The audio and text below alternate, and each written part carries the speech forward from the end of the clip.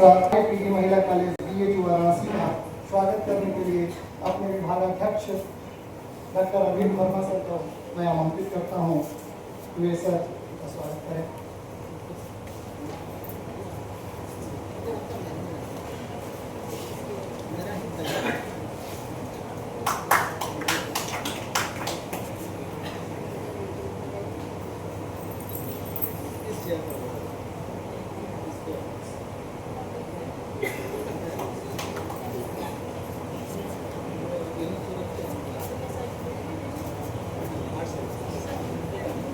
Doctor Vijay Kumar Verma sir का स्वागत करने के लिए मैं डॉक्टर प्रियरंजन चौबे को आमंत्रित करता हूँ कि वो आए और डॉक्टर विजय कुमार वर्मा सर का स्वागत करें।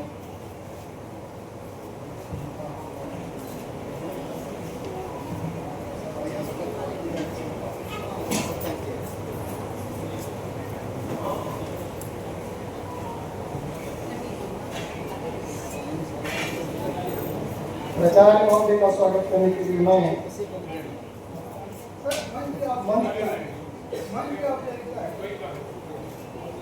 सर का आग्रह है कि सब स्वयं स्वागत कर रहे हैं सबका, इसलिए स्वागत है। Thank you sir. Doctor Rajni Choubey का मैं स्वागत करने के लिए डॉक्टर विभा श्रीवास्तव मैडम को मैं सादर आमंत्रित करता हूँ कि वो आए और डॉक्टर रजनी चौबे का स्वागत करें।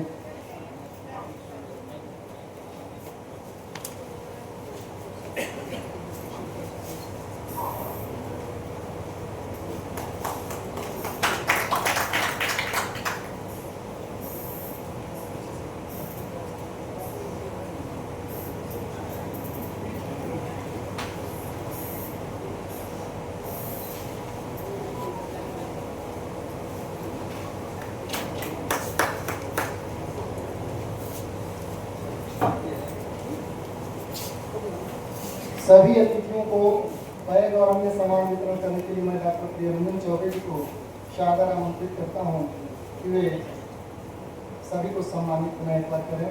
मोमेंट और बैग लेकर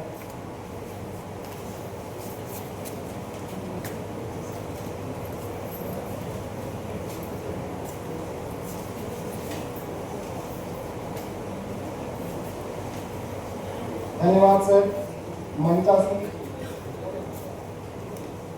मंचासीन सभी विद्वान अतिथिगण, आयोजन समिति के सदस्य, सलाहकार समिति के सदस्य, विभिन्न विश्वविद्यालयों से पधारे शिक्षार्थी, अध्यापकगण, छात्र छात्राएं, उपस्थित सिटीजन, आप सभी का महर्षि विश्वामित्र महाविद्यालय बक्सर की पावन धरती पर हृदय के अनंत गहराइयों से मैं पुनः एक बार स्वागत और वंदन करता हूँ। कड़ी को आगे बढ़ाते हुए मैं अपने गार्जियन और प्रधानाचार्य महोदय को आमंत्रित करूंगा कि वह करके दो शब्द स्वागत के संदर्भ में। धन्यवाद।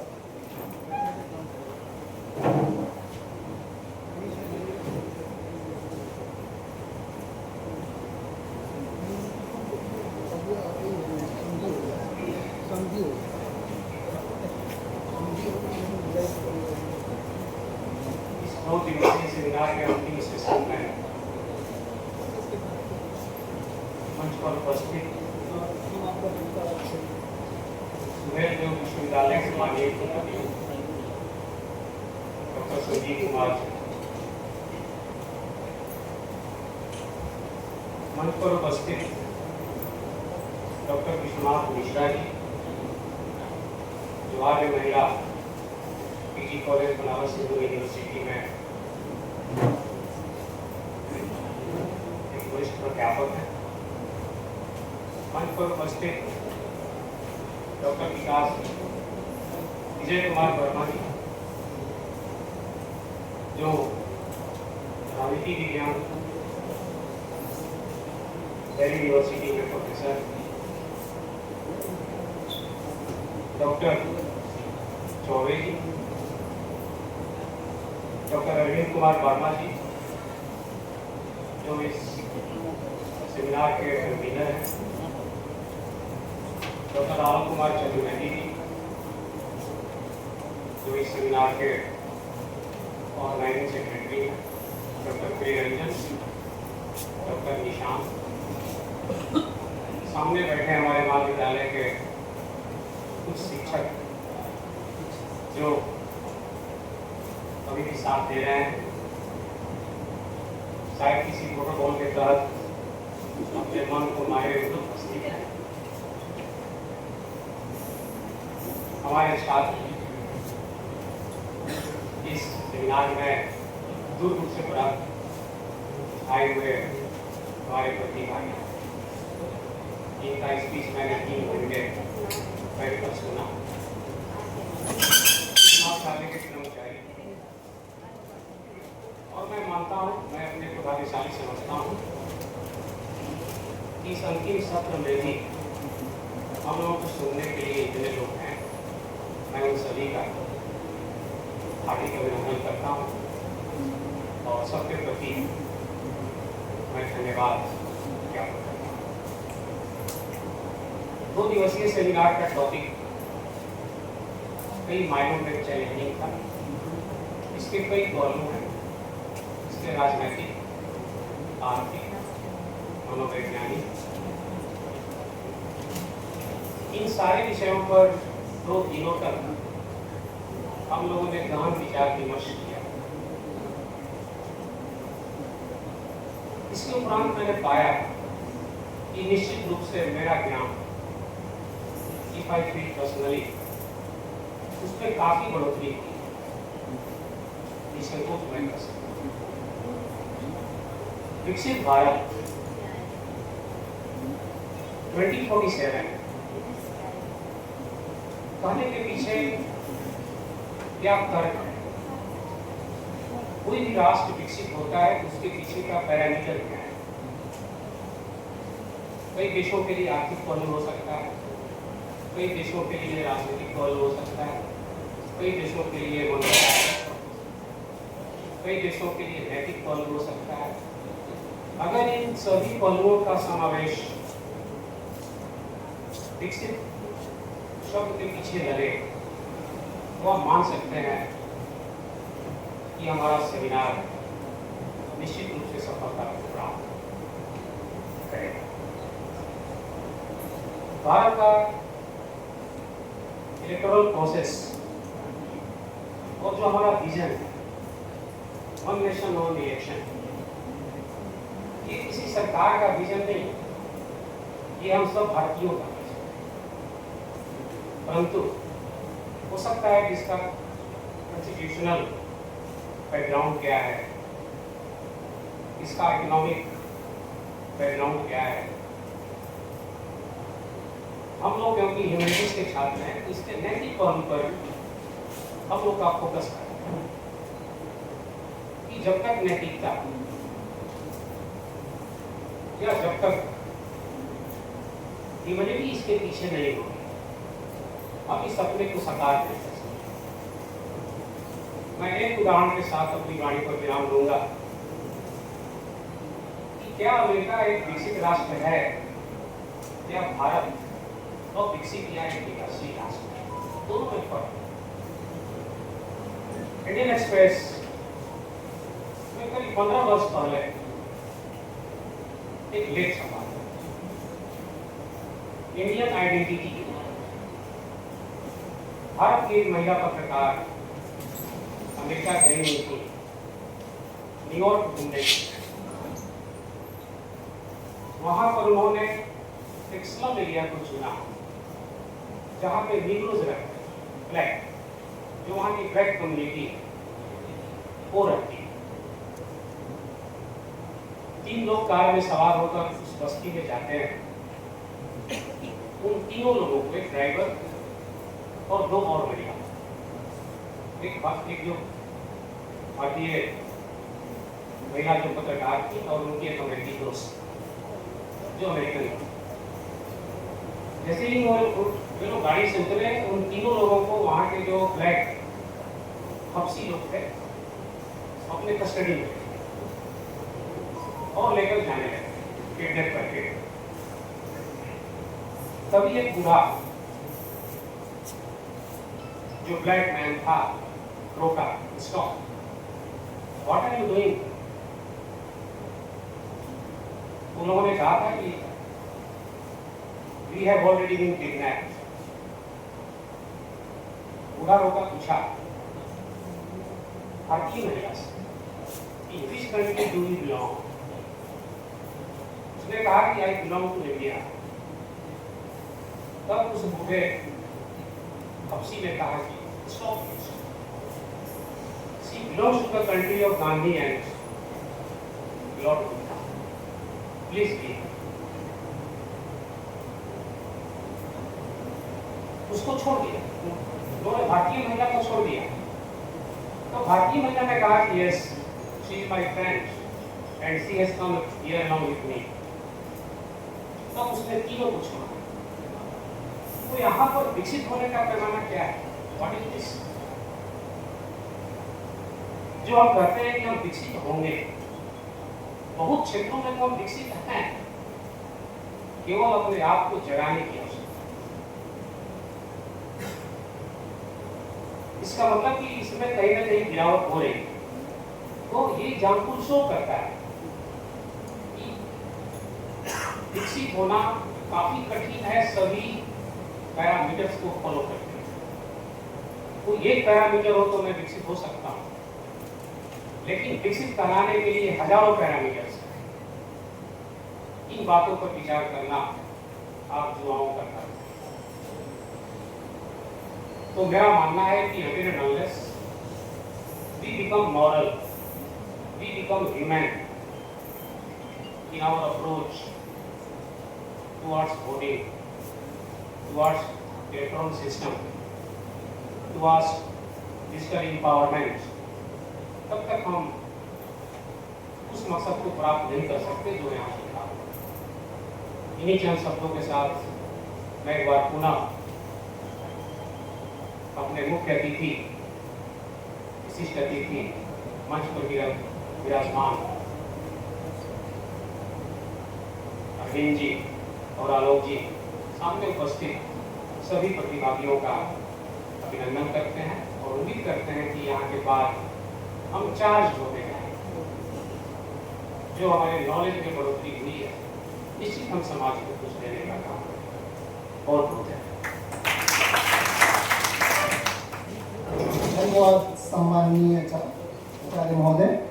आपकी जो सीता प्रेरणा देती है कुछ नया करने के लिए, हमें जोश भरती है कि हम कोई भी कार्य ठीक ढंग से कर सकें। निश्चित रूप से सर, आपका सहयोग ही इस 2 दिवसीय सेमिनार की समापन और उपलब्धि का कारण बनेगा।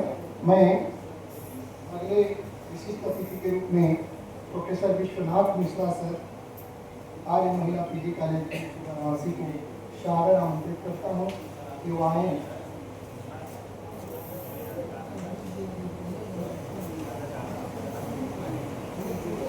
सादर सर आए मंच पर और अपने विचार पुंज से हमें अनुग्रहित करें।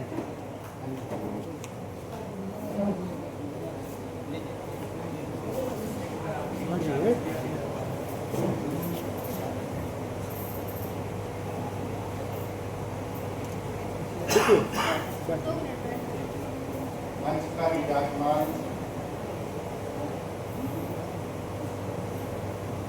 इस महाविद्यालय के प्राचार्य जी, हमारे छोटे भाई की तरह अरविंद जी, और हमें पता भी था बीच में यहाँ मिल जाएंगे तो किसी भी को देखेंगे।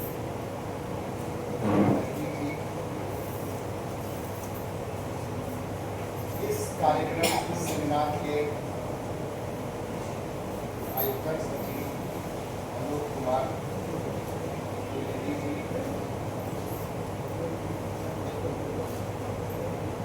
और इस अंतिम सत्र को संबोधित करने के लिए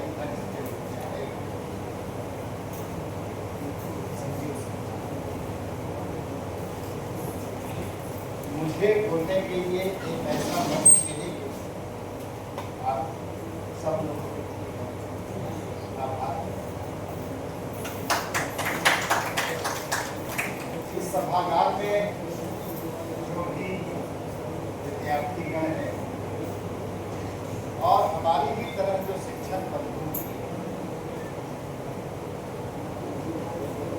शायद आप लोग पहली बार सुन रहे हैं। मैं आपसे इस पूरे विषय पे नहीं बोलने जा रहा हूँ, वन नेशन वन इलेक्शन पर भी बोलूंगा। पर आपसे एक रिक्वेस्ट है, ये मंच पर बैठे हुए लोगों के साथ भी और अरविंद के साथ, आप लोग इस समय वन नेशन वन इलेक्शन का पीडीएफ डाउनलोड करके रखेंगे।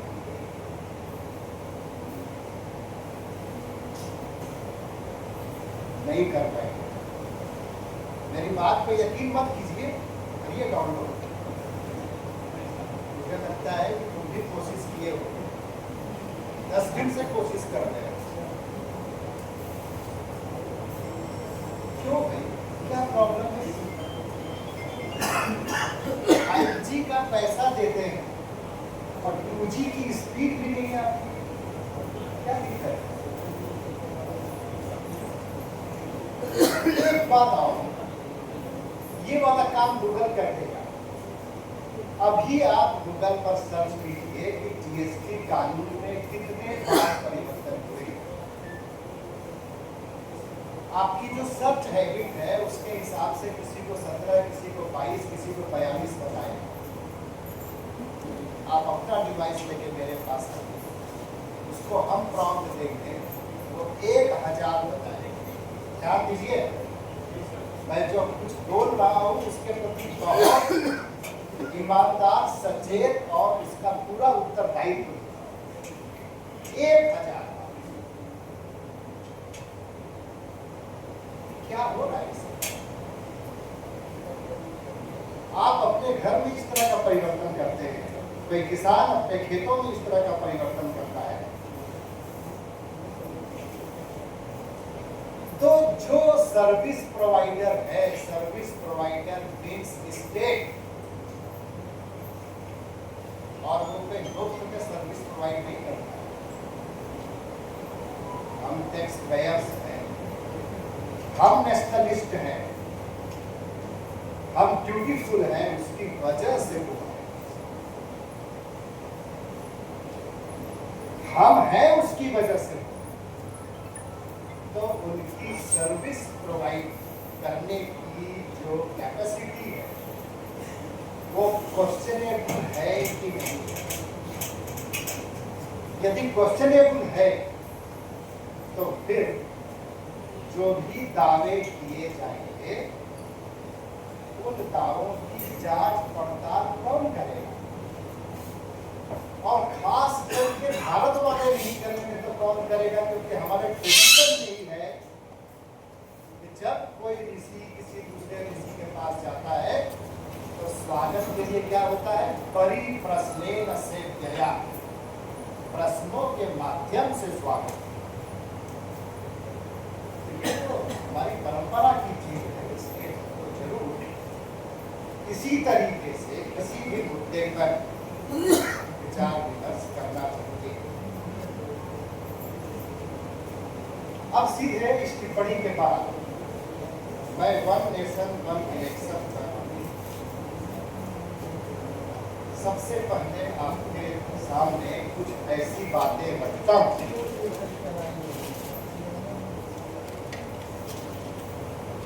मुझे लगता है कि 2 दिन से जो गोष्ठी चल रही है उसमें आपने सुना होगा, नहीं सुना होगा तो आज आप सुनिए। इंडोनेशिया का एग्जाम्पल इस रिपोर्ट को बनाते समय लिया गया है। पहली बार साइमल्टेनियस इलेक्शन इंडोनेशिया में कब हुआ? 19 और 29 से वो इलेक्शन नहीं होगा। ध्यान दीजिए, ये रिकमेंडेशन वहां आ चुकी है और वहां का एक बड़ा स्कॉलर ये कहता है, इसका नाम है प्रोफेसर राजवीर, कि ये एक एडमिनिस्ट्रेटिव डिजास्टर था।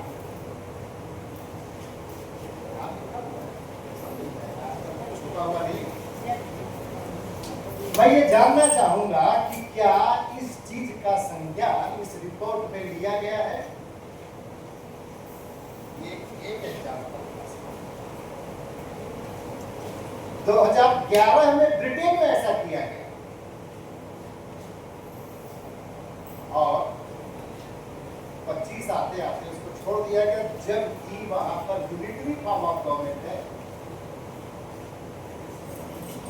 फ्रांस में ऐसे प्रयोग किए गए। देखिए, सबका नेचर थोड़ा अलग अलग है। हर जगह वन नेशन वन इलेक्शन ही नहीं लेना है, उस डिजास्टर से भी हो सकता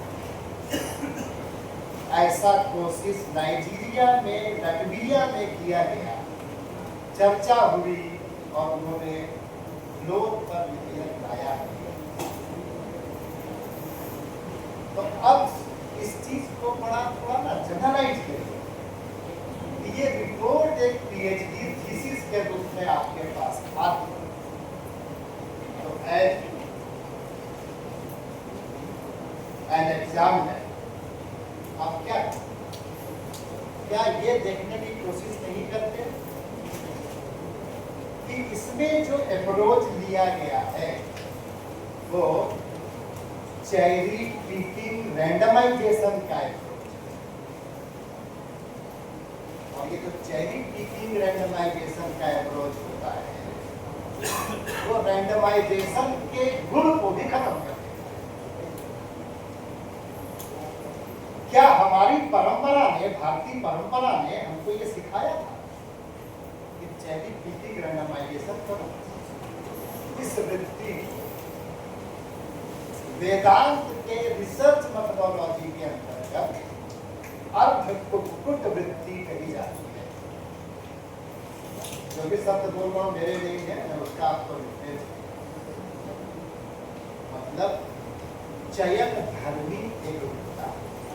और पॉलिटिकल साइंस के जो स्कॉलर हैं इस बात को जानते हैं कि ऐसी चीजों को हम लोग मैकियावेलियन वे ऑफ रिप्रेजेंटेशन कहते हैं। ये एक सिंपल सा रूपरेखा पर इस रिपोर्ट के बारे में है, इसको आपने डाउनलोड नहीं करना है। यहाँ के आगे हम ये जानने की कोशिश करेंगे कि आखिर इस रिपोर्ट में प्रॉब्लम क्या है। आखिर 10 लाख करोड़ तक जो हमारा पहुंच सकता है चुनावी खर्चा वो कम हो जाए तो किसी को दिक्कत क्या है? इस खर्चे को कम करने के लिए 2 सुझाव है। पूरा लोकसभा इलेक्शन 15 दिन के भीतर एक और दूसरे चरण में कर लीजिए सभी राज्यों का विधानसभा चुनाव एक बार में खत्म करने के 1 महीना खर्चा आधा हो जाए। इस विकल्प की ओर क्या ये रिपोर्ट बताने की कोशिश करती है? स्वीडन का एग्जाम्पल इस रिपोर्ट में लिया गया है। स्वीडन की आबादी 1 करोड़ के आसपास है। हमारा बिहार, हमारा उत्तर प्रदेश उस पूरे राष्ट्र की आबादी से बड़े आज। तो इन चीजों को हमें क्यों नहीं स्मरण में रखना चाहिए? स्वीडन में एक और दूसरी बात, वहां स्टेट फंडेड इलेक्शन की व्यवस्था है।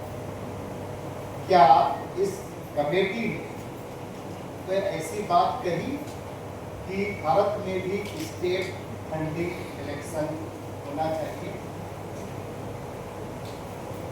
बड़ी विचित्र बात है। ऐसा नहीं है कि इस चीज का उसको संज्ञान नहीं था, पर क्या किया कि उसको अपेंडिक्स में डाल दिया। वो कैसे डाल दिया कि मद्रास हाई कोर्ट के जज का बयान दिया, नाम थोड़ा मिस करना, संजीव बरुआ या ऐसा कोई नाम है, उनसे बातचीत किया और बातचीत करके जब उन्होंने कहा कि भारत में भी संजीवनी नाम है, तो क्या किया कि इसको अपेंडिक्स पर डाल दिया, एक शब्द भी इसके बारे में नहीं लिखा। तो आप इस तरह का डेटा ले क्यों रहे हैं?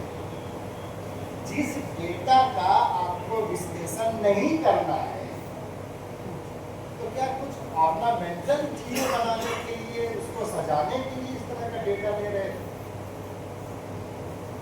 ये भी इसके साथ एक प्रॉब्लम है।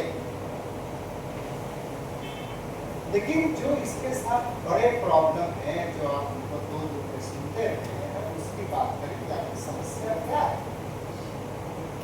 इस समस्या को हम कई कैटेगरी में बांटने की कोशिश करेंगे। एक है डायरेक्ट समस्या, इसके अंतर्गत हम दो चीजें क्या है, फेयर लिबर्टी और डेमोक्रेटिक अपॉर्चुनिटी। ये जो क्रॉस से दिया गया टर्म है, मैंने थोड़ा चेंज किया है, फिर से दोहराता हूँ। फेयर लिबर्टी और democratic opportunity versus excessive facility. हमको व्यापक लोकतांत्रिक स्वतंत्रता मिलनी चाहिए, और उसके आड़े यदि आ रहा है राजकोष के घाटा, तब हमें क्या करना चाहिए, यही तो प्रश्न है।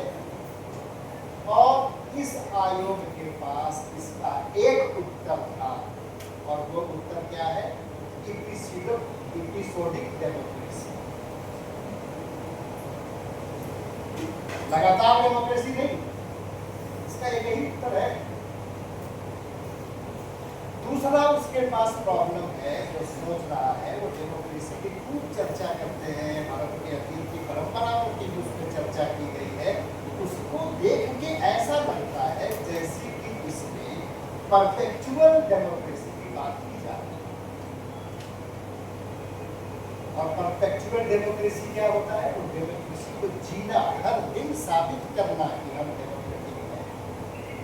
लेकिन जहां निदान की बात आती है, वहां ये क्या बन जाता है, परफेक्चुअल डेमोक्रेसी वर्सेस ब्यूरोक्रेटिक इफिशिएंसी। और निदान क्या लेते हैं इसके लिए, फिर वही एपिसोडिक डेमोक्रेसी। एक साथ करा दो, एक बात करा दो। इसी तरीके से कुछ इनडायरेक्ट प्रॉब्लम है, और जो इनडायरेक्ट प्रॉब्लम है उनको भी मैं दो भागों में बांटूंगा। पहला, demand diversity due to multi layered identity. हम आपकी जो आइडेंटिटी होती है ना, कोई एक ही आइडेंटिटी नहीं होती है। हम पिता है, भाई है, पति है, मित्र है, शिक्षक है, व्यवसायी है, बहुत सारी आइडेंटिटी एक ही आदमी के लिए रहता है। इसको क्या कहते हैं, मल्टी लेयर्ड आइडेंटिटी। तो जितनी तरह की डाइवर्सिफाइड आइडेंटिटी हमारी होगी, हमारे डिमांड भी उसी तरीके के डाइवर्सिफाइड होगी। तो प्रॉब्लम क्या रहा है, खास करके इलेक्शन को लेकर के, जो रीजनल आइडेंटिटी है, ओरिजिनल डिमांड्स भी होती है। डेमोक्रेसी क्या कहता है, डेमोक्रेटिक तरीके से उसको रिजॉल्व किया जाए। तो ये जो डिमांड डाइवर्सिटी, जो कि मल्टी लेयर आइडेंटिटी है, उसका निदान इस आयोग ने क्या बताया, उसका निदान की एपिसोडिक डेमोक्रेसी भी बताया। आगे चले तो समस्या ये लगती है कि कहीं ऐसा तो नहीं कि आयोग करना कुछ चाहता हो और दिखा कुछ रहा हो। इसको कहेंगे डिजायर फॉर यूनिफॉर्मिटी। इसको थोड़ा खोलना जरूरी है। कहीं ऐसा तो नहीं कि डिजायर फॉर यूनिफॉर्मिटी है, और यहाँ ध्यान रहे कि ये यूनिफॉर्मिटी जो है वो क्रिश्चियन थियोलॉजी से आता है, इस्लामिक थियोलॉजी से आता है। हिंदू ट्रेडिशन में हम इसको बहुत रिजेक्ट करते हैं, इग्नोर करते हैं। अपने शास्त्रीय परंपरा में भी, जैसे रुचिर नाम वैचित्र्यम नामा शिव के बारे में, शिव महिमा स्तोत्र में कहा कि विभिन्न रुचियों के लोग है ना, विभिन्न तरह के लोग क्या दर्शाता है? वहाँ विविधता की पहचान की जाती है। तो आपको याद होगा दीनदयाल उपाध्याय जी का एकात्म मानववाद आप सबने पढ़ा है। आज ही गूगल पर से डाउनलोड कर लीजिए, अभी ही डाउनलोड कर लीजिए राष्ट्र चिंतन ये किताब। और रजनी जी हंस रही है क्योंकि एक बार ये दीनदयाल उपाध्याय जी के पेपर लिखी थी उनके बस इसको और अच्छा था। सब छोटे हैं हमसे तो ऐसा मैं क्या सकता हूँ। इस किताब में वो क्या करते हैं और यहीं पर हकीकत ये है कि विषयांतर हो जाएगा, लेकिन ये जानना जरूरी है कि उनका एकात्म मानववाद खत्म हो। कहते हैं कि अभी जो भारत की शासन व्यवस्था है उसमें ऐसा लगता है, आप पढ़ लीजिए लाइन, कि ये जो भारत माता है ये बंगाल माता, बिहार माता, उड़ीसा माता, मराठी माता इत्यादि मिल करके भारत माता बनी है। इससे भारत माता का सपना साकार नहीं होता है। भारत माता का सपना तब साकार होगा जब भारत में एकात्मक शासन व्यवस्था होगी।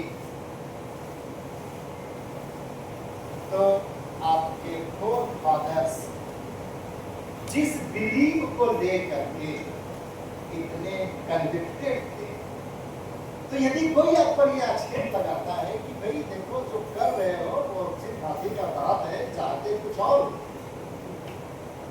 तो यहाँ लॉजिकल एसर्शन रीजनिंग का सवाल आता है ना नेट में। तो एसर्शन और रीजनिंग से यहाँ कोरिलेशन जो बनता है, और कोरिलेशन बनता है तो इसको तो आप खारिज नहीं कर सकते, इसका उत्तर देना पड़ेगा। तो कहीं ऐसा नहीं कि वन नेशन की ये बात हो तो आप हमें कह सकते हैं नहीं सर आप गलत सोच रहे हैं, क्योंकि बीजेपी ने तो 1984 में ही इसकी बात करनी शुरू कर दी थी। अब आपको और पीछे भारत बड़ा महान है, बड़ा विचित्र है। जिसके पास भी पावर आता है वो बड़े मुश्किल से राम बन पाता है। दुर्योधन वो तेरे पर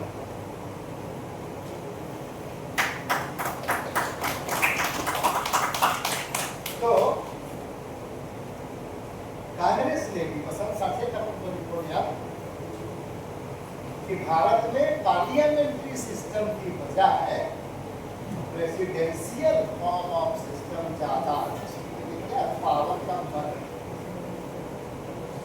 है ना, तो जब ये पावर का मद वहां आया तो पावर का जो मद होता है ना तो सारे पावर को अपने हाथों में केंद्रित करना चाहता है। वास्तव में हम तो तानाशाही की जो परिभाषा पढ़ाते हैं मार्क्सिज्म का वो यही पढ़ाया है।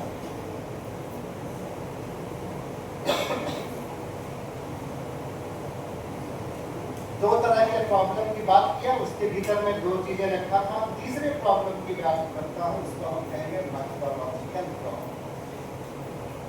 इस मेथोडोलॉजिकल प्रॉब्लम की कुछ झलकी में शुरू नहीं दिया था और उसमें क्या है, selective generalization versus objective grounding. Generalization कैसा किया तो सेलेक्टिव नहीं, सब्जेक्टिव ग्राउंडिंग हमको किसकी देखनी है, जिसका जनरलाइजेशन किया उसका नहीं, हमको खुद का देखना है। क्या हमने अपनी सब्जेक्टिव ग्राउंडिंग देखी है? अच्छा, हम लोग क्या बनना चाहते हैं 2047 तक? सिर्फ वो बेल्जियम की तरह, ब्राजील की तरह, इंडोनेशिया की तरह, स्वीडन की तरह, तो आप कर सकते हैं अमेरिका।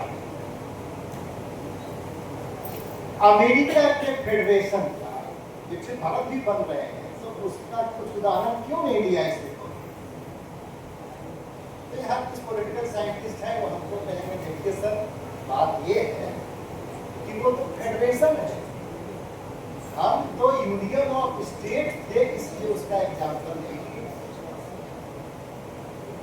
तर्क लिया जा सकता है ना, लेकिन ये तर्क बहुत सतही तर्क। ये सतही तर्क कैसे है उसको आप माइकल सैंडल के जरिए समझ सकते हैं। माइकल सैंडल का एक बहुत प्रसिद्ध लेख है,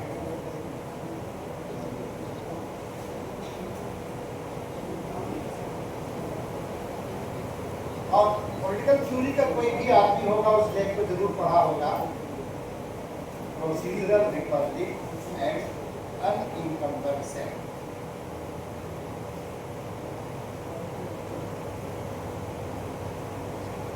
इस लेख में वो कहता है, इस पर आप ध्यान दीजिए, बड़ा इसका जस्टिस पे हार्वर्ड में पोस्ट लिखा है, एक सेलिब्रिटी है पब्लिक।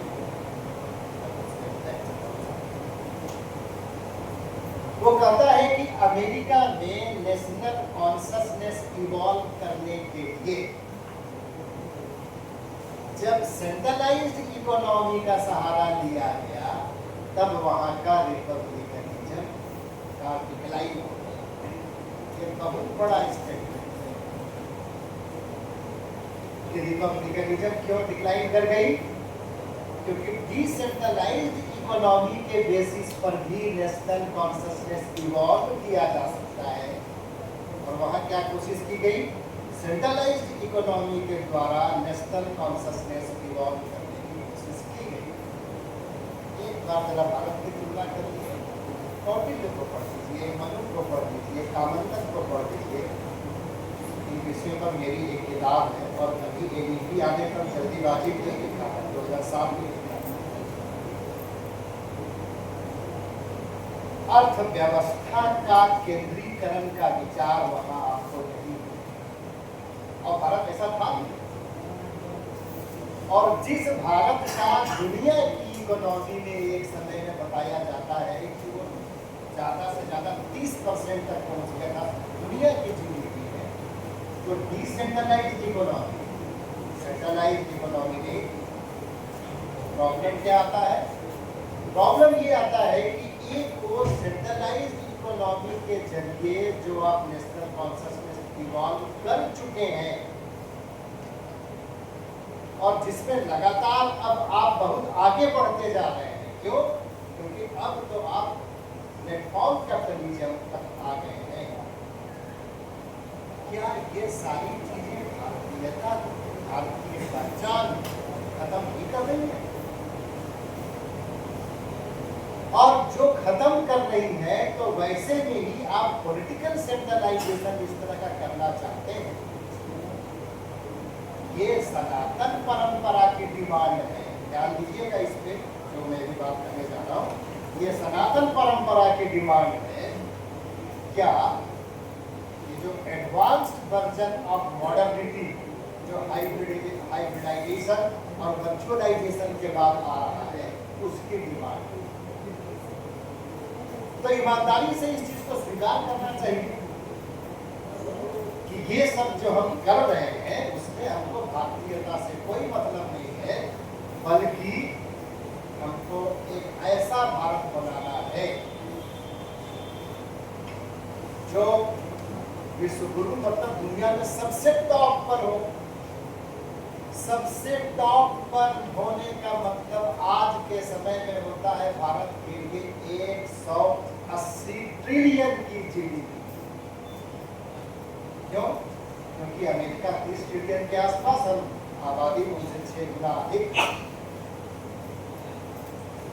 तभी तो होंगे विश्व गुरु, तो पीछे ही ना जाएंगे।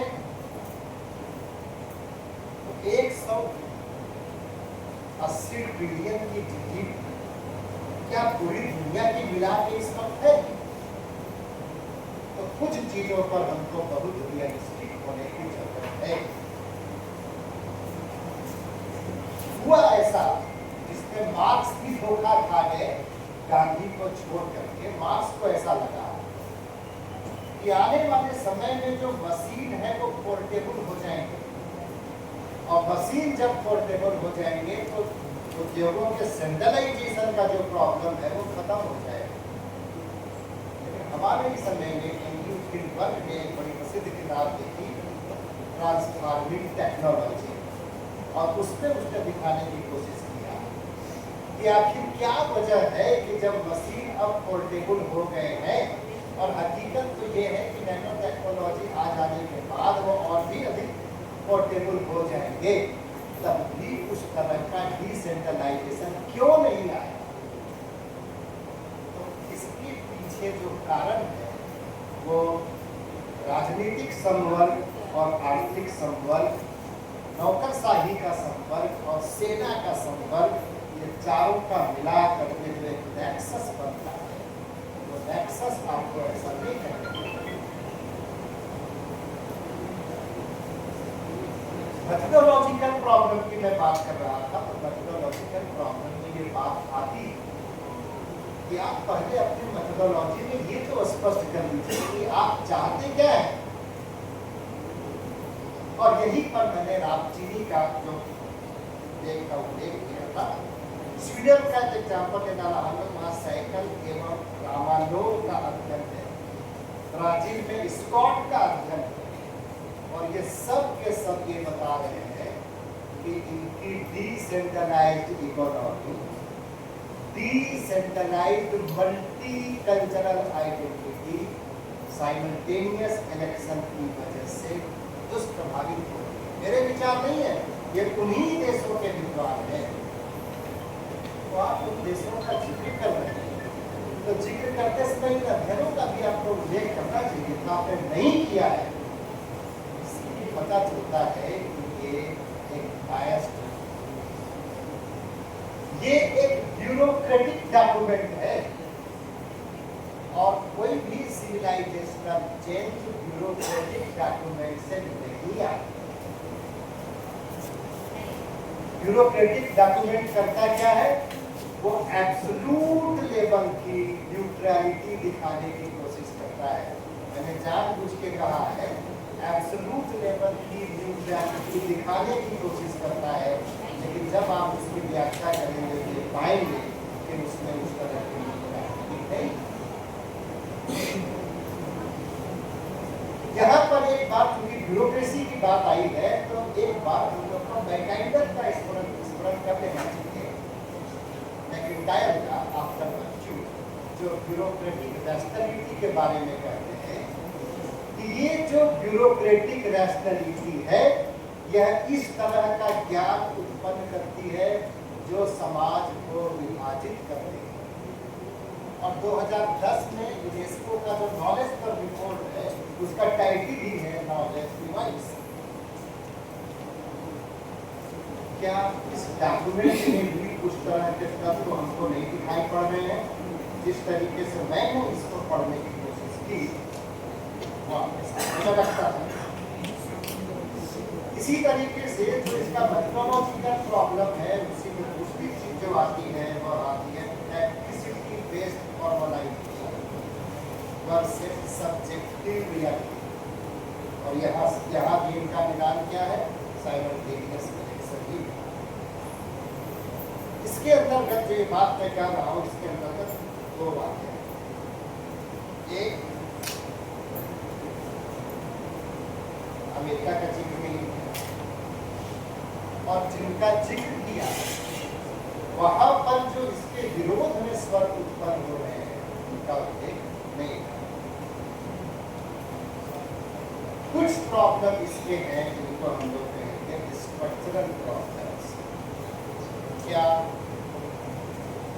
वन नेशन वन इलेक्शन को हम अपने देश में लागू करना चाहते हैं, तो एक बार हम लोग देख लीजिए स्वीडन के जो स्टेट यूनिट्स हैं, इंडोनेशिया के जो स्टेट यूनिट्स हैं, ब्राजील के जो स्टेट यूनिट्स हैं, मतलब जिनका इन्होंने भरपूर डेटा का इस्तेमाल किया है, क्या उनके यहाँ इस तरह का ह्यूज डिफरेंस है कि 80 लोकसभा वाला उत्तर प्रदेश, 1 लोकसभा वाला मिजोरम, सिक्किम नहीं, चांसेस वहाँ भी थे, लेकिन उन लोगों ने इसको एक रैशनलाइजेशन कर लिया है। और रैशनलाइजेशन क्या है, मिनिमम 7 या 8 से कम नहीं करेंगे, भले ही जनसंख्या जितनी। तो क्या इस तरह के परिसीमन के पहले इसको लागू किया जाना चाहिए और ऐसे परिसीमन के लिए कोई बात इसमें कही है? फिर से आपको वही उत्तर मिलेगा, करवा लेते हैं, देखिए। और कुछ प्रॉब्लम इसके हैं जो है सिविलाइजेशन में। आमतौर पर आजकल जो कंसेंट होता है वो कंसेंट कैसा होता है? मैन्युफैक्चर्ड कंसेंट होता है। एक बड़े लेखक ने इस पर बड़ी अच्छी किताब लिखी थी, बुरा हो उसका कि स्ट्रीट फाइल में भी उसका नाम आ गया, लेकिन बड़ा बड़ा प्रिय लेखक अभी भी है। सोचता हूँ क्यों ऐसा क्यों कर दिया, तो फाइल वाइल में नाम न लाया। तो मैं किसकी बात कर रहा हूँ? Noam Chomsky. ये कंसेंट क्या होते हैं? कल्टीवेट किए जाते, मैन्युफैक्चर किए जाते। ये ब्यूरोक्रेटिक डॉक्यूमेंट और दुनिया भर में, भारत भर में इस तरह के आयोजन ये कंसेंट डेवलप करने का एक मौका है।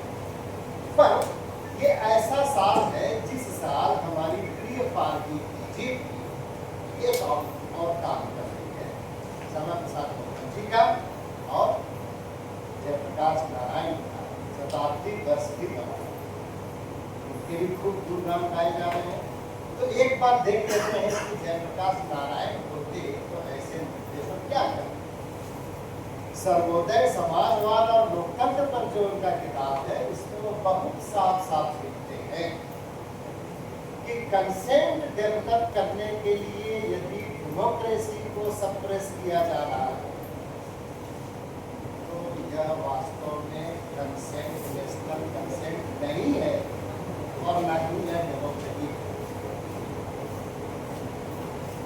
तो आपको बहुत लोग यदि विरोध कर रहे हैं तो अच्छा तरीका ये होता है कि इसको प्रिंट करके एक संवाद कर लेना चाहिए और उस संवाद के आधार पर खुले दिल से विचार करना चाहिए।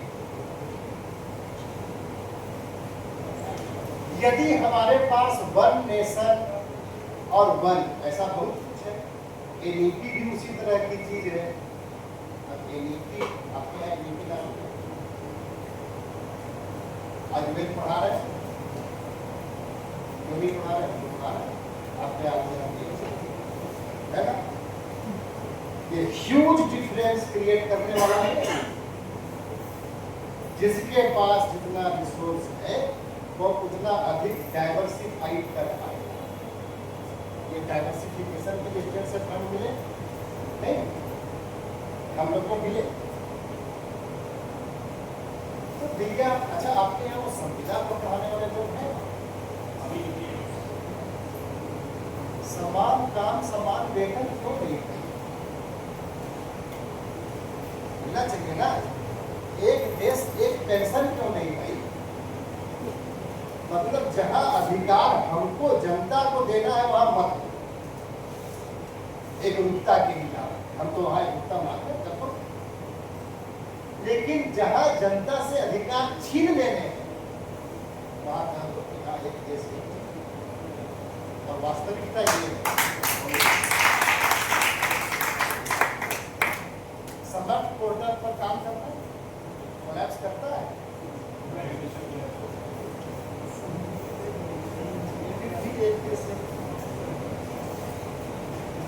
इंडोनेशिया में, ब्राजील में, इंडोनेशिया में जिसने कहा ना कि ये एक प्रशासनिक अराजकता कहर था, 900 लोग आत्महत्या किए। कौन थे? सरकारी कर्मचारी। भारत उन सबों की अपेक्षा एक बहुत बड़ा देश है, तो इन सबों को जल्दीबाजी नहीं करनी चाहिए। हम में से कोई ऐसा नहीं है जो विकसित भारत का विरोधी, लेकिन वो चाहता है कि विकसित भारत सिर्फ स्लोगन में न रहे। मैं कुछ ही बात कह के भी समाप्त करता हूँ, थोड़ी देर और ठहर के। भ्रष्टाचारी लोग जब सड़क बनाते थे, ये रश्मि कई बात पहले भी सुनी, भ्रष्टाचारी लोग जब सड़क बनाते थे और 3 महीने में उखड़ जाता था तो मुझे बहुत गुस्सा आता था राष्ट्रवादी लोग बनाते हैं और 15 दिन में ऊपर जाता है, तो मुझे गुस्सा कितना आता होगा, विचार करिए। अब देखिए भूल। इसलिए एकरूपता अच्छी चीज है, इसका एक लॉजिक है, कांट के जरिए आता है। क्या है? Ethical is universal. और ये भले ही कांट के मुंह से आई है, लेकिन ये परम सत्य टाइप का है। तो आप साल भर में एक सैलरी लेना चाहेंगे, एक ही वस्त्र पहनना चाहेंगे, ये सब नहीं करना चाहिए। अरे भैया, जो अपने शरीर के साथ नहीं करना चाहते, तो इस देश के प्राण को समझने की जरूरत है। वो दुर्व्यवहार उसके सामने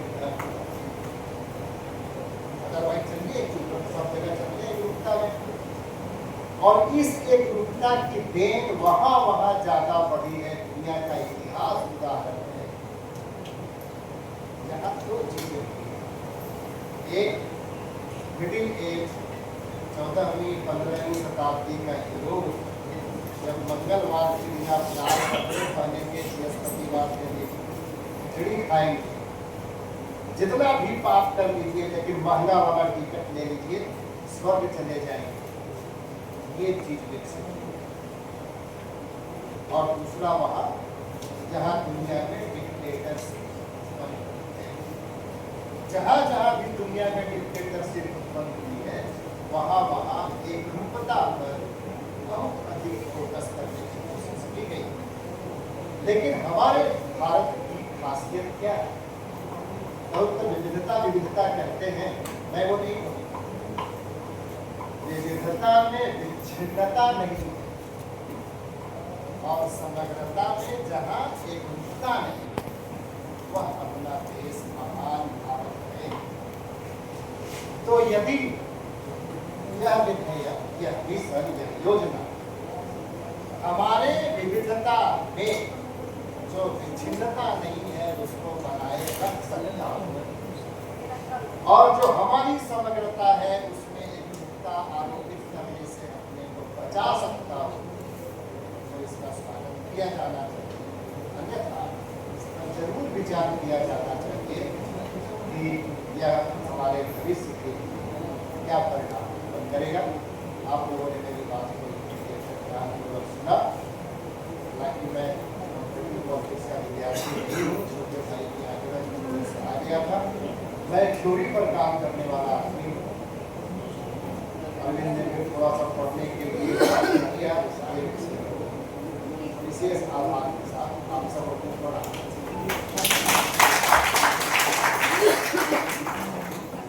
धन्यवाद सर।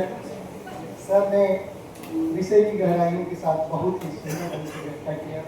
सर ने ये बताया कि वाकई किसी चीज को बिल्कुल एक रूप में नहीं पिरोया जा सकता है। भारत विविधताओं का देश है और भारत की एक सांस्कृतिक परंपरा रही है। प्रश्न पूछना और प्रश्न लोकतंत्र का एक मजबूत आधार है। तो इसको विविधता में एकता बनाए रखते हुए हम पश्चिम से इसकी तुलना नहीं कर सकते।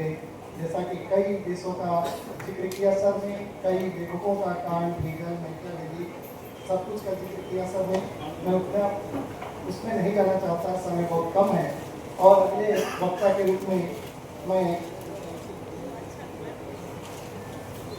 डॉक्टर रजनी चौबे मैडम को आमंत्रित करता हूँ। डॉक्टर रजनी चौबे मैडम जो आए और इस विषय पर अपना विचार प्रस्तुत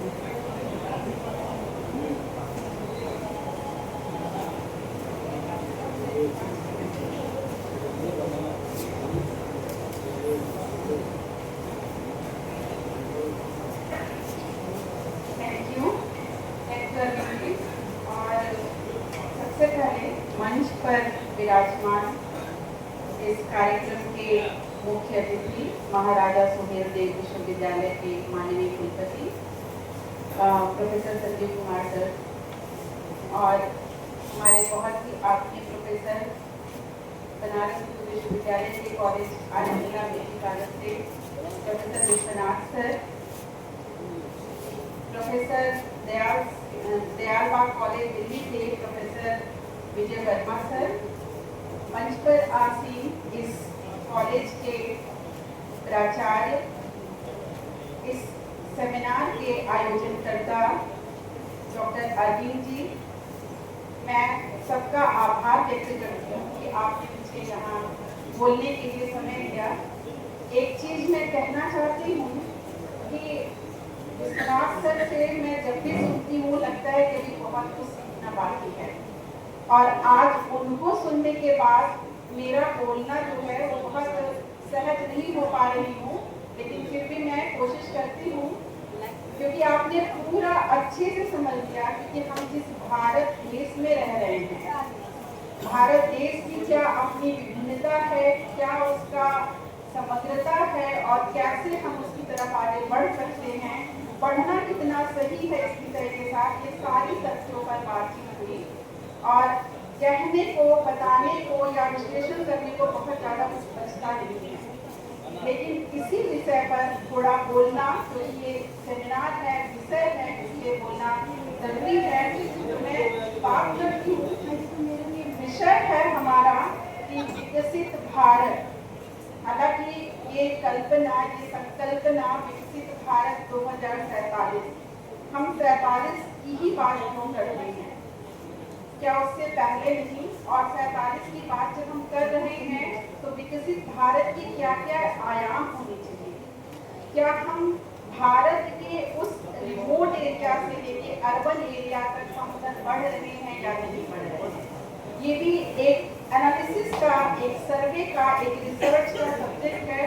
तो सारी चीज़ों को, जैसे सर ने बताया कि एक रिपोर्ट है, उस रिपोर्ट की ये जिक्र है, तो वो जिक्र कितना फलीभूत है और क्या उसको शामिल करना, क्या अंधाधुंध, और जहाँ पे भी ये लागू हो चुका है वो वापस क्यों बैक टू पवेलियन हो रहा है। तो इन सारी चीज़ों पे चर्चा करने के साथ, और चूँकि एक राजनीतिक विज्ञानी होने के नाते, छात्र होने के नाते, ये सारा है कि विमर्श में होना चाहिए और एक पॉलिसी रिकमेंडेशन की तरफ पहुंचना जरूर चाहिए। इसलिए इस तरीके के सेमिनार आयोजित होते हैं और हम सब इससे बात करते हैं। तो सबसे पहले एक प्रश्न, शायद ये विषय ऐसा है जिसमें कई सारे प्रश्न अंतर्निहित हैं। तो एक प्रश्न मेरा भी कि कल्पना कीजिए कि वर्ष 2047 है, आज का जो टाइम है, ये कल्पना कीजिए कि वर्ष 2047 है और भारत अपनी स्वतंत्रता के 100 वर्ष पूरे कर चुका है। और हम जैसी बात होती है कि हम 100 साल पूरे होने पे इस तरीके की अर्थव्यवस्था में बदल जाएंगे, तो हमारे पास विश्व की तीसरी या दूसरी सबसे बड़ी अर्थव्यवस्था भी आ चुकी है और सब तरफ से आर्थिक अवसंरचना भी हमें मिल चुकी है। जहाँ टेक्नोलॉजी की बात हो रही है, AI की बात हो रही है, डिजिटल गवर्नेंस की बात हो रही है, सब कुछ से हम लैस हो चुके हैं। लेकिन अगर क्वेश्चन छोड़ना जरूरी है कि क्या नागरिकों का लोकतंत्र पर विश्वास कमजोर हो जाए तो क्या हम वास्तव में एक विकसित भारत की तरफ बढ़ रहे हैं या विकसित भारत कहलाने के अधिकारी हैं? तो विषय ये नहीं है कि आलोचना करना है, विषय ये है कि जो भी हमारे पास विषय है उसके पक्ष विपक्ष दोनों पर जाते हुए हम एक परिणाम की तरफ, यानी संभावित परिणाम की तरफ बढ़ने की तरफ बढ़े। तो ये ज़्यादा जरूरी है कि ऐसे प्रश्नों का होना, उनके उत्तर को खोजना ये जरूरी है। तो मुझे लगता है कि अगर इस प्रश्न के उत्तर की बात की जाए तो ये प्रश्न का उत्तर मेरा ही नहीं, आप सबका, इस मंच पे जितने सम्मानित लोग हैं और आप सब विद्यार्थीगण, सुधार्थीगण और जितने भी अध्यापक लोग हैं, उन सबका ये उत्तर होगा कि शायद नहीं, हम अभी उस लेवल तक नहीं पहुंच रहे हैं और नहीं सोच रहे हैं। क्योंकि अगर हम सामाजिक विज्ञानी की दृष्टि से बात करें, केवल इकोनॉमिस्ट की दृष्टि से बात ना करें, सामाजिक विज्ञानी की दृष्टि से बात करें तो विकसित राष्ट्र केवल GDP से नहीं बनता है। और ये बनता कैसे है? एक ऐसे डेमोक्रेटिक इंस्टीट्यूशन से, विश्वसनीय लोकतांत्रिक संस्थाओं से बनता है। इसलिए जब हम आज चर्चा कर रहे हैं कि विकसित भारत 2047, उसमें केवल आर्थिक विकास की बात नहीं बल्कि लोकतंत्र के पुनर्निर्माण की बात होनी चाहिए। और लोकतंत्र के पुनर्निर्माण का सबसे बेसिक या ग्राउंड लेवल का जो सबसे पहला तत्व हो सकता है वो क्या है? यही निर्वाचन प्रणाली, जिस पर हम लोग बात कर रहे हैं। तो हम ये कहते आए हैं लगातार कि भारत क्या है, और है भी, कहते नहीं आए, है भी कि भारत क्या है? भारत दुनिया की लार्जेस्ट डेमोक्रेसी है। तो ये भी बड़ा कॉमन सा हो गया कि लार्जेस्ट डेमोक्रेसी लेके हमने क्या अचीव किया है, जितना अचीव करना चाहिए वो कर लिए हैं कि नहीं कर लिए हैं। अब मेरा ये मानना है कि खाली सरकारों की जिम्मेदारी नहीं है, इसके लिए हम सब भी उतने ही जिम्मेदार हैं। तो शायद सरकार भी उस दिशा में आगे बढ़ पाए अगर हम लोग भी उतनी ही जिम्मेदारी अनुभव कर पाए। तो लार्जेस्ट डेमोक्रेसी की बात नहीं होनी चाहिए, बात होनी चाहिए मोस्ट ट्रस्टेड डेमोक्रेसी की। उस दिशा में हम आगे बढ़े कि ट्रस्टेड डेमोक्रेसी यानी कि जो नागरिक है, जो यहाँ का सहभागी है, उसका विश्वास बन रहा है या नहीं बन रहा है।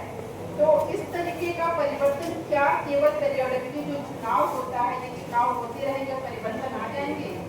अगर आना होता तो हम लोग 2050 से चुनाव करा रहे हैं, हो गया होता नहीं। लेकिन इसके लिए जरूरत है कि हमें कुछ और तरफ बढ़ना होगा, कुछ और चीजों की आवश्यकता है, जिसके विश्लेषण करना होगा, एनालिसिस करना होगा। तो क्या हम जब वन नेशन वन इलेक्शन की तरफ बढ़ रहे हैं, मुझे पर्ची मिल गई है कि मेरी बात पूरी नहीं हो पाएगी, विषय ऐसा है ऊपर जा सकता है, बोल सकते हैं। खैर मैं बस थोड़ा सा एक लाइन, 2-4 लाइन में बोल दे रही हूँ कि आज जब हम चुनाव, बार बार चुनाव नहीं होना चाहिए, एक राष्ट्र एक चुनाव होना चाहिए, तो इस पे एक राष्ट्र एक चुनाव की चर्चा करना है। तो इसमें बहुत सारे प्रश्न हैं, बहुत सारे विश्लेषण हैं, लेकिन इससे संवैधानिक बहस है, राजनीतिक मतभेद है, और जो चुनाव होते रहते हैं उन्हें कैसे साइमल्टेनियसली चुनाव में कन्वर्ट किया जा सकता है, बाकी सब विश्लेषण ने बहुत सारा कुछ बोला है। तो जब पर्ची लेने से ना मेरा रिदम थोड़ा गड़बड़ हो गया है, सॉरी। तो मैं अब आप सबको और अपने आयोजक को धन्यवाद देती हूँ और इस बात को मैं आगे बढ़ाऊंगी। धन्यवाद मैडम।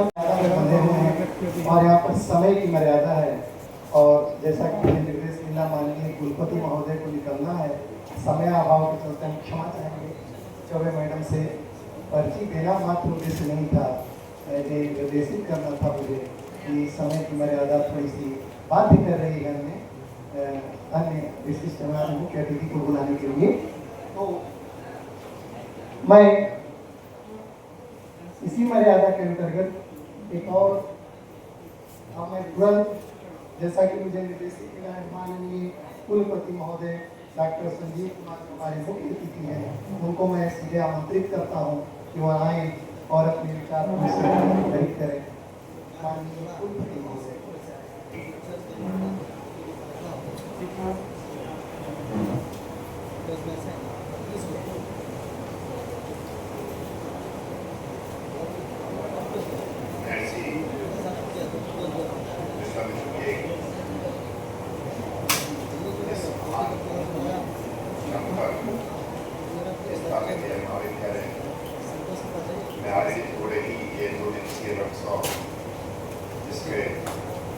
जिससे पॉलिटिकल साइंस से रिलेटेड ये आज अंतिम सत्र में इस मंच पर उपस्थित इस महाविद्यालय के प्राचार्य डॉक्टर कृष्णकांत जी, हमारे कन्या महाविद्यालय वाराणसी प्रभारी डॉक्टर विश्वनाथ मिश्रा जी, दयाल सिंह कॉलेज से प्रभारी डॉक्टर प्रेमपाल वर्मा जी, बलिया विश्वविद्यालय से डॉक्टर सलोनी चौबे जी, डॉक्टर कुमार वर्मा जी जो कि इस सेमिनार के संयोजक हैं, डॉक्टर अरुण कुमार द्विवेदी जी जो कि सचिव हैं, इस सभागार में उपस्थित मेरे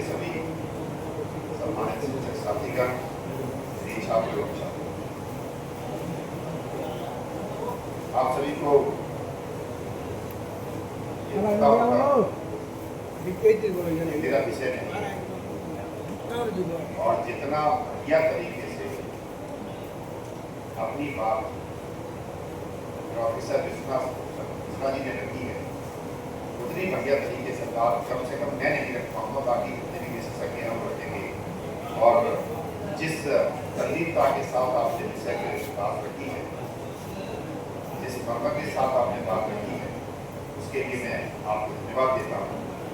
और एक बात आपने कही सर कि विकसित भारत की बात, अभी मैं थोड़ी देर पहले जब यहाँ बैठा हुआ था, एक मैसेज मैंने पढ़ा,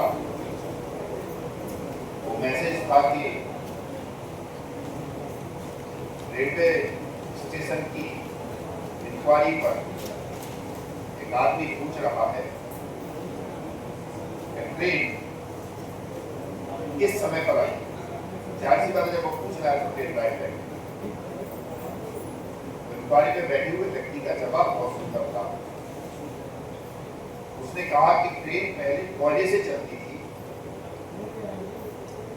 फिर डीजल से चलती थी,